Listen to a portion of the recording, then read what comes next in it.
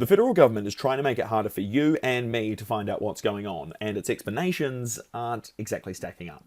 Here's the story. Since the early 80s, Australians have been able to request access to documents held by the government. These could be documents that contain information about you, or that provide background on how governments formulate policy.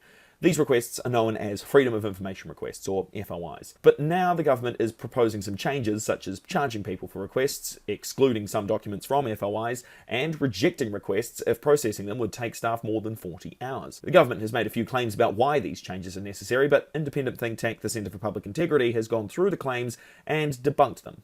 Let's have a look at just one. Labour Minister Mark Butler argues that the government's FOI process is being inundated by AI bots that may be linked to foreign powers and criminal gangs. But according to the Centre for Public Integrity's report, despite repeated questioning in Senate hearings, the government has produced zero evidence to support Butler's claim. Journalist Jeremy Nadell reported that what Mark Butler called an inundation by AI bots was actually just ordinary Australians using a legitimate online tool to request their own data from the E-Safety Commissioner. When questioned in the Senate, officials from the Attorney General's Department, Home Affairs, and Services Australia all admitted they had no clear evidence of AI bots, foreign actors, or criminal gangs using the FOI system. The most they could say was that the system could be vulnerable to such use, which is entirely speculative. So essentially, it seems as if the Labour government is trying to whip up a little fear in order to justify its decision to keep Australians in the dark.